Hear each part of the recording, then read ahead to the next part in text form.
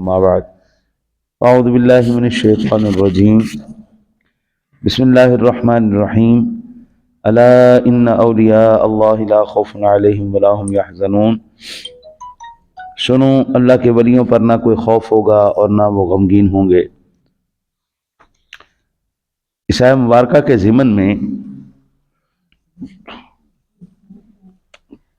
کل مسلم اور بخاری شریف کی میں نے حدیث پاک عرض کی تھی، آج اسی ضمن میں مسند امام احمد کی ایک حدیث پاک ہے جی۔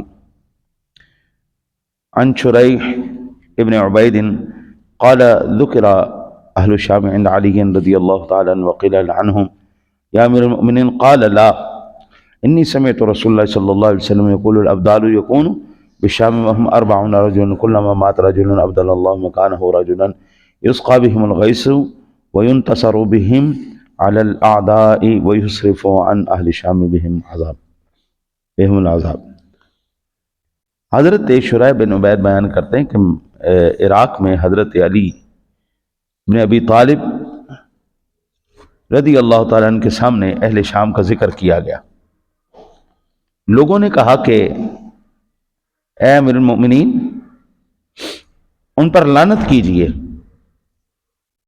انہوں نے کہا جی میں لعنت نہیں کرنے والا، میں نے رسول اکرم صلی اللہ علیہ وسلم کو یہ فرماتے ہوئے سنا ہے کہ ابدال شام میں ہوں گے۔ یہ ابدال میں نے کل عرض کیا تھا نا جی، جس طرح ہماری ظاہری ایک حکومت ہے اس کے عہدے داران ہیں، روحانی حکومت کے بھی عہدے داران ہیں، روحانی حکومت کے بھی۔ ابدال کو میں سادہ لفظوں میں کہوں تو اللہ کے ولی، جو اللہ کے مقبول بندے ہیں، 40 ابدال ہیں۔ اچھا جی، وہ مرد ہیں۔ جب ان میں سے کوئی ایک فوت ہو جاتا ہے تو اللہ تعالیٰ اس کی جگہ دوسرے شخص کو اس کا بدل بنا دیتا ہے۔ اچھا، اب یہ بڑی قابل غور جملے ہیں۔ کہتے ہیں کہ یسقى بهم الغیث وینتصر بهم علی الاعداء ویصرف عن اہل الشام بهم العذاب۔ اللہ تعالی انہی کی وجہ سے، اللہ تعالی انہی کی وجہ سے بارش فرماتا ہے، انہی کی وجہ سے دشمنوں کے خلاف تمہاری مدد کی جاتی ہے، اور ان کی وجہ سے اہل شام سے عذاب دور کیا جاتا ہے۔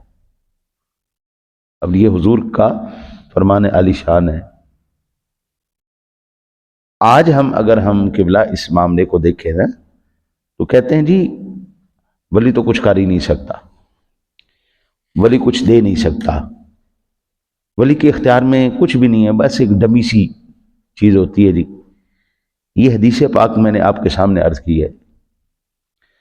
اللہ کے حبیب فرماتے ہیں انہی کی وجہ سے تم پر بارش ہوتی ہے، انہی کی وجہ سے تمہاری مدد کی جاتی ہے، اور انہی کی وجہ سے تم پر عذاب دور کیا جاتا ہے۔ یہ میری بات تو نہیں ہے نا جی، اللہ کے حبیب کا فرمان ہے۔ سوال یہ پیدا ہوتا ہے کہ اگر یہ چیزیں وہ نہیں تھیں، یہ وہ لوگ جو اللہ اور اس کے رسول کے مقبول بندے نہیں تھے، تو پھر حضور سرور دو عالم صلی اللہ علیہ وسلم کی ذات گرامی نے ان کا ذکر ہی کیوں کیا؟ ان کا ذکر کرنے کا مقصد کیا تھا؟ ہمارا نظام حضرت صاحب اور ہے، اللہ اور اس کے رسول صلی اللہ علیہ وسلم کا نظام اور ہے۔ میرے چاہنے سے کوئی کسی کا کچھ نقصان نہیں کر سکتا۔ اچھا جی، اگلی حدیث پاک یہ بھی مسند امام احمد کے اندر ہے۔ کہتے جی الابدال فی هذه الامت ثلاث مثل ابراہیم خلیل الرحمن عز وجل کلما مات رجل ابدل اللہ تبارک و تعالی مکانہ رجلا۔ حضرت عبادہ بن صامت رضی اللہ تعالیٰ عنہ بیان کرتے ہیں کہ نبی اکرم صلی اللہ علیہ وسلم نے فرمایا اس امت میں 30 ابدال ایسے ہیں جو خلیل الرحمن کی مثل ہیں۔ جب ان میں سے کوئی شخص فوت ہو جاتا ہے تو اللہ تعالیٰ اس کی جگہ دوسرے شخص کو بدل دیتا ہے۔ 30 لوگ ایسے ہیں جو حضرت ابراہیم علیہ السلام کے موافق ہیں، ان کی مثل ہے، مقبولیت میں، قرب الہی میں، ان کی مثل 30 ایسے شخص اس امت میں ہمیشہ رہتے ہیں۔ اب یہ احادیث آپ کے سامنے میں جو میں نے عرض کی ہیں، جو لوگ نہیں پڑھے ہوئے اور وہ جان بوجھ کے مخالفت کرتے ہیں، یہ جہالت کی وجہ سے وہ بالکل کہتے تھے بابت شاہی کوئی نہیں، تو ان کے اس جملے کی وجہ سے حضور کے یہ فرمان تو پھر انکار ہو گیا نا جی۔ اور اللہ کے نبی کی بات اپنی تو ہے ہی نہیں۔ قرآن کہتا ہے وما ينطق عن الهوى ان هو الا وحی یوحى، میرا محبوب اپنی طرف سے بات نہیں کرتا، وہی بات کرتا ہے جو میں ان کو وحی کرتا ہوں۔ یہ قرآن پاک کے بڑے سنہری جملے، اللہ کے حبیب کی اپنی بات نہیں، وہ اللہ کی بات ہے۔ بھئی دیکھیں نا، دینے والا عزت اللہ ہے، عزت دینے والا اللہ ہے، لینے والا اللہ کا ولی ہے، مقام اور مرتبہ ثواب اور جزا دینے والی اللہ کی ذات ہے۔ میں اگر اس کو تسلیم کروں گا تو اللہ تعالیٰ مجھے بھی اپنے کرم سے کچھ حصہ عطا فرما دے گا۔ اگر میں تسلیم نہیں کرتا تو مجھے یہ بتائیے، جو اللہ نے ان کو مقام اور مرتبے دیے کیا وہ ختم ہو جائیں گے؟ ان کے مقام مرتبے تو ویسے ہی رہیں گے، ان کی عزتیں ویسی ہی رہیں گی۔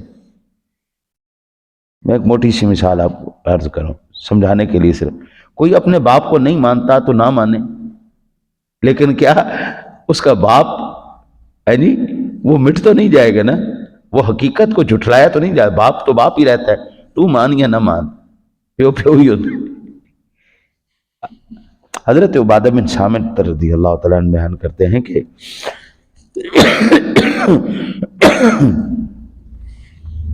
رسول اکرم صلی اللہ علیہ وسلم کی ذات گرامی نے ارشاد فرمایا، میری امت میں ہمیشہ 30 ایسے شخص رہیں گے جن کی وجہ سے زمین قائم رہے گی، انہی کی وجہ سے بارش ہوتی ہے، انہی کی وجہ سے تمہاری مدد کی جاتی ہے۔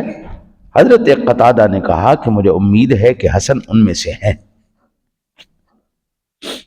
سوال یہ پیدا ہوتا ہے کہ بلا یہ مجموع الزوائد کے اندر حدیث پاک بھی ہے، اور اللہ آپ کی خیر کرے جامع الصغیر کے اندر بھی یہ حدیث پاک موجود ہے۔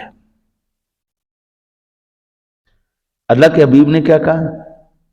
انہی کی وجہ سے تمہارے اوپر بارش کی جاتی ہے، انہی کی وجہ سے زمین قائم ہے، انہی کی وجہ سے تمہاری مدد کی جاتی ہے، انہی کی وجہ سے ہم پر سے عذاب دور ہوتے ہیں۔ بعض مرتبہ ایسا ہوتا ہے وہ چیزیں جو ہمیں سمجھ میں نہیں آتی، زمین قائم اللہ کی ہے، اللہ نے کی ہوئی ہے، میں ہر ایک طاقت کا منبع مرکز اصلی حقیقی مالک اللہ ہی ہے، اس میں کوئی دو رائے نہیں، لیکن اس نے جو اپنا آگے نظام بنایا ہے، ہم کیا اس کا انکار کر سکتے ہیں؟ دیکھیں نا جی، زندگی دینے والا کون ہے؟ اللہ۔ موت دینے والا کون ہے؟ لیکن کل قیامت والے دن سور کون پھونکے گا؟ اسرافیل علیہ السلام۔ تو کیا ہم اس حقیقت کا انکار کر سکتے ہیں کہ اللہ تعالیٰ نے ان کی ڈیوٹی لگائی ہے؟ موت دینے والا تو اللہ ہی ہے نا، تو پھر سور تو اسرافیل علیہ السلام پھونکے گئے اور ان کی وجہ سے سارا کچھ تباہ ہو جائے گا۔ زندگی اور موت دینے والا اللہ ہے، تو پھر ملک الموت کیوں روح قبض کرتے ہیں؟ تو کیا ملک الموت روح قبض کرتے ہیں تو کیا ملک الموت کے روح قبض کرنے کی وجہ سے اللہ کی طاقت کا، اللہ کے اختیار کا انکار کر دیا جائے گا؟ مالک تو وہی ہے، قوت تو اسی نے دی ہے، لیکن آگے کرم فرماتے ہوئے ذمہ داری دے دی، ڈیوٹی دے دی، چل بھی تو کر، حکم ارشاد فرما دی۔ رزق دینے والا اللہ ہے، حضرت میکا علیہ السلام کو بارش دینے والا اللہ ہے، حضرت اسرافیل علیہ السلام کو، میکائیل علیہ السلام کو ان کی ڈیوٹیاں لگا دی، چلو بھئی تم نے یہ کرنا ہے، تم نے یہ کرنا ہے، تم نے یہ کرنا ہے۔ اب ان کو اختیار دینے کی وجہ سے اللہ کی قدرت کا انکار تو نہیں کیا جا سکتا، تو جو کہے کہ نہیں نہیں نہیں نہیں نہیں جی یہ تو ان کے پاس اختیار چلا گیا تو پھر اللہ تو فارغ بیٹھ گیا، یہ تو بڑی جہالت ہے یار۔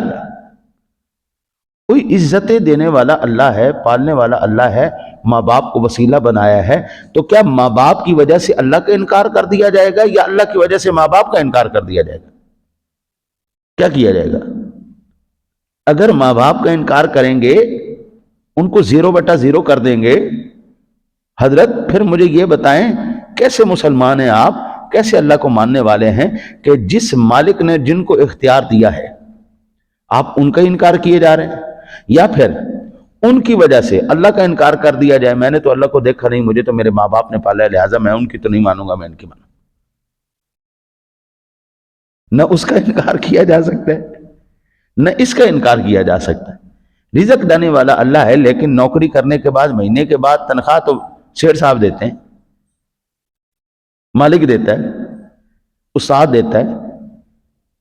بھئی کرنے والا تو اللہ ہے, رزق دینے والا اللہ ہے, پالنے والا اللہ ہے, لیکن تنخواہ سیٹھ دے رہا ہے. اب کیا اللہ کی وجہ سے سیٹھ کا انکار کر دیا جائے گا یا سیٹھ کی وجہ سے اللہ کا انکار کر دیا جائے گا؟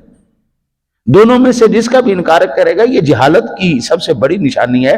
اوے بندہ خدا, حقیقی مالک وہی ہے, قوتیں دینے والا, اختیار دینے والا, یہ مرتبے تقسیم کرنے والا میرا اللہ ہے. کسی کو مالک بنا دیا, کسی کو نوکر بنا دیا, کسی کو رزق دینے والا بنا دیا, کسی کو رزق کھانے والا بنا دیا, کسی کو موت دینے والا بنا دیا, کسی کو زندگی دینے والا بنا دیا.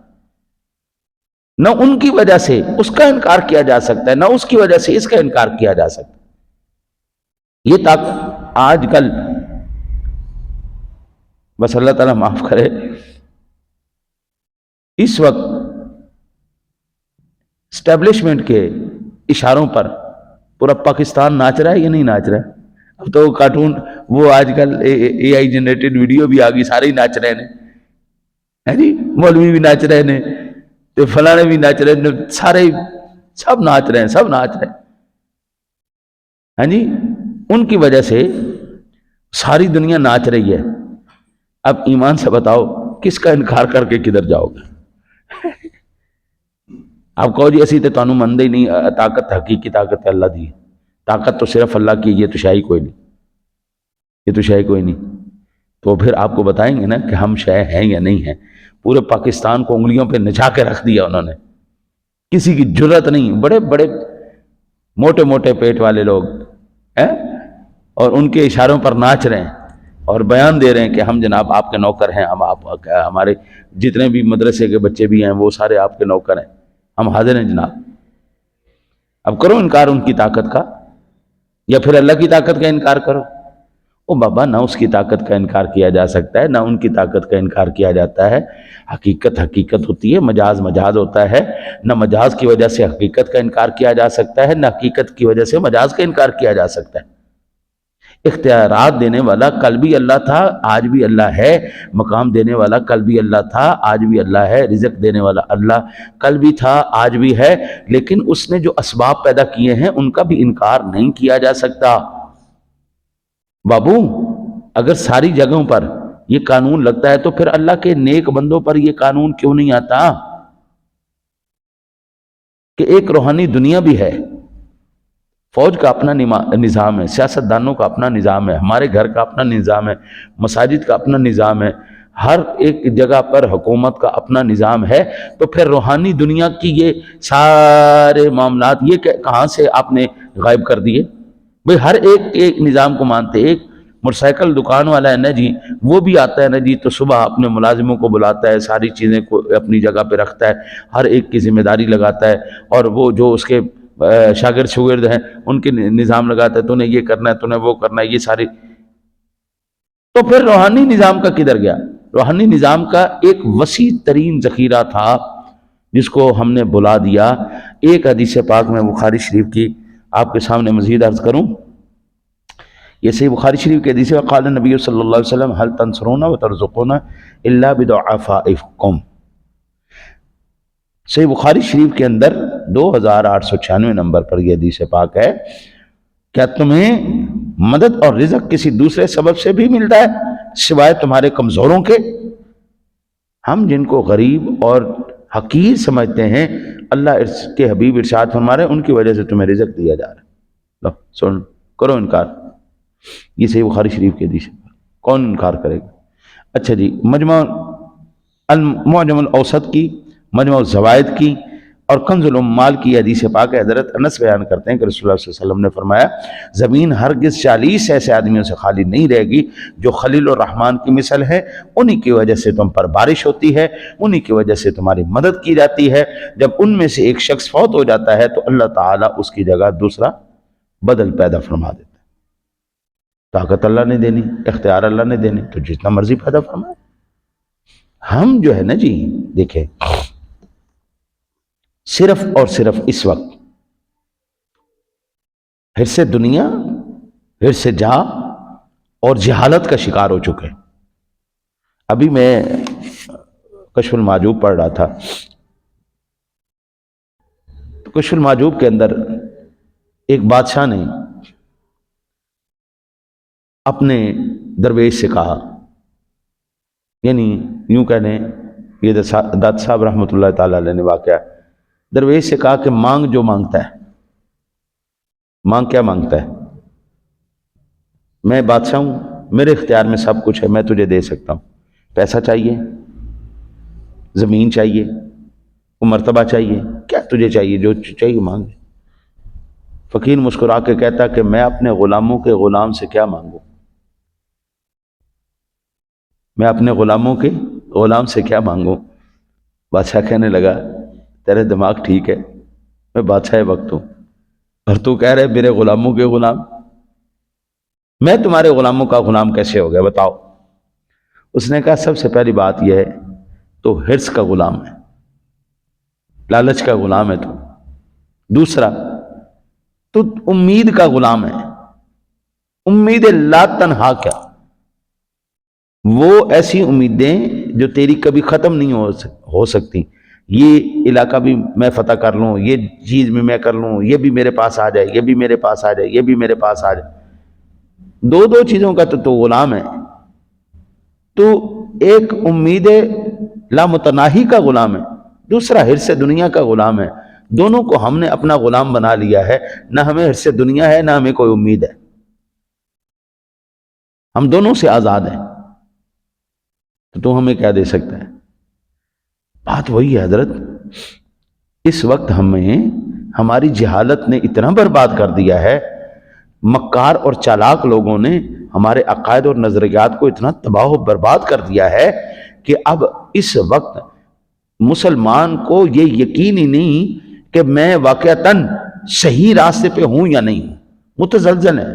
60 سال کے بعد نا جی لوگ رفع یدین شروع کر رہے ہیں۔ پہلے تم نے ساری زندگی گمراہی میں گزار دی۔ دیکھیں نا جی، یہ شک ہی پیدا ہوا نا دماغ کے اندر کہ میں ساری زندگی میں گمراہی میں گزر گیا، اوہو اب میں ٹھیک ہو رہا ہوں۔ بیچاروں کی ساری زندگی برباد ہو گئی، ذہنی طور پر مکار اور چالاک لوگوں نے ان کو ہائی جیک کر لیا۔ اب وہ صرف یہاں پر آپ کو نہیں رکھیں گے، آپ کے نظریات، آپ کے عقائد، آپ کے معاملات اتنا وہ گڑبڑ کر دیں گے کہ مرنے سے پہلے آپ کا شاید ایمان بھی سلامت رہے یا نہ رہے۔